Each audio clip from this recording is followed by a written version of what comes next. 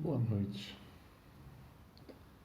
Hoje eu vou falar um pouco sobre uma história muito interessante, né? Que é do movimento da Renovação Carismática Católica. A maioria não conhece muito sobre o assunto, eu vou falar um pouquinho sobre aquilo que eu sei, né? E ver se ajuda outras pessoas a terem mais conhecimento sobre esse assunto. Primeira coisa a falar, né, que o movimento ele nasce, na verdade, de um pedido da igreja, não é da cabeça de ninguém, né? É da inspiração do próprio Deus. Quando teve o Concílio Vaticano II, que terminou em 1965, o Santo Padre, acho que foi Paulo VI, ele pediu para que nas missas todas celebradas no mundo inteiro tivesse uma jaculatória invocando o Espírito Santo para que renovasse a igreja. Tem muita gente que ainda lembra dessa jaculatória. E foi feito isso durante alguns anos, né? E a resposta de Deus, dessa inspiração que o próprio Deus deu ao Papa na época, a resposta veio em 1967, né? E veio num local assim bem diferente, né? Porque ele veio num local acadêmico, né? Aconteceu, isso foi em 1967, numa faculdade no interior dos Estados Unidos, num lugar chamado Duquesne.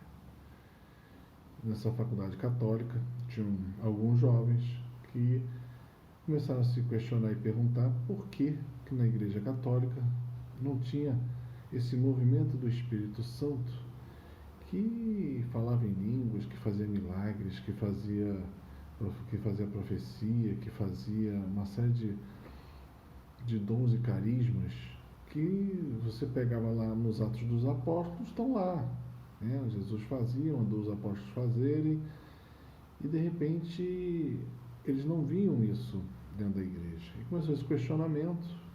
Esse questionamento envolveu até um dos professores, e eles leram até um livro, na época foi Na Cruz e o Punhal, um livro muito interessante, ele é evangélico, e o questionamento foi aumentando tal, e eles viram uma série de coisas no livro, e uma série de perguntas que foram feitas, teve gente ajudando eles, né, nesses questionamentos todos, e decidiram fazer o seguinte: recriar o evento de Pentecostes. No fundo foi isso que eles fizeram. Foram fazer um retiro de fim de semana. Nesse retiro de fim de semana eles iam o dia inteiro para lá ler os Atos dos Apóstolos e invocar a Deus, pedindo essa vinda do Espírito Santo. Engraçado que Deus tem um senso de humor muito grande, né? Eles começaram esse retiro, era na sexta-feira, se reuniram dentro da faculdade, tinha um local de retiro, e eles foram para essa casa de retiro dentro da faculdade e começaram, né, com músicas, com leituras, com pregações. Ok, né? Nada aconteceu na sexta-noite. Sábado de manhã, acordaram cedo, começaram a mesma coisa, leitura dos Atos dos Apóstolos, música, pregações, invocação e tal. Nada. Foram para o almoço. Voltaram do almoço, já meio, né? Deus não está me escutando, né? E já meio desanimados, né? Porque eles faziam e não acontecia nada. E lá pelo meio da tarde, eles começaram a desanimar de tal forma que cada um começou a ir para um canto da casa, ou andando pelos jardins da faculdade. Teve um só que ficou na capela, né? E todos os outros saíram. E esse ficou na capela, se ajoelhou diante de Deus, do Santíssimo, e invocava a Deus. Invocava, clamava, joelho no chão, cabeça no chão, clamava ao Senhor. Ele fez isso algum tempo. Depois de algum tempo, veio sobre ele o Espírito Santo. E ele ficou cheio do Espírito. E foi dando nele uma alegria, uma coisa. E ele começou a falar, só que ele falava uma língua que ele não entendia. E foi dando vontade dele não só falar, mas de cantar. E ele cantava cada vez mais alto. Ele não entendia. Ele se questionava, mas ele era tão bom que ele não parava, né? E aí veio era um rapaz, aí veio uma das meninas, ouviu aquele vozerio todo, e foi ver o que estava acontecendo lá dentro, né? Ela viu aquilo, né? Ficou surpresa. Ele contou o que estava acontecendo. E aí ele falou, vou rezar por você para você também ter isso. E rezou por ele, por ela, e os dois, e o Espírito Santo veio com ela com muita força. Na mesma hora ela começou a orar em línguas, na língua dos anjos. Ela não entendia juntamente com ele, e os dois rezavam em línguas, cantavam. E o barulho foi maior, foi chegando mais um, até que voltou todos. E todos, ao chegar ali, eles rezavam e punham as mãos, e aquele novo que chegava também tinha uma efusão do Espírito, e também se enchia daquela alegria, e começava a orar, e louvavam, cantavam em línguas, e cantavam também depois na língua deles, em inglês, e depois voltavam a cantar em línguas. E o Senhor começou a falar em profecia, e a coisa foi indo, até voltou todos, inclusive o professor. E foi uma tarde que foi até tarde. Quando acabou tudo, eles maravilhados, não sabiam nem o que fazer com aquilo, né? Veio o dia seguinte, eles comentavam o que cada um sentiu, o que cada um viu, aquele negócio todo, lendo os apóstolos, e aí eles chegaram à conclusão que eles tinham que fazer reuniões semanais para orar, né? Por quê? Porque eles queriam ter outra vez aquilo, né?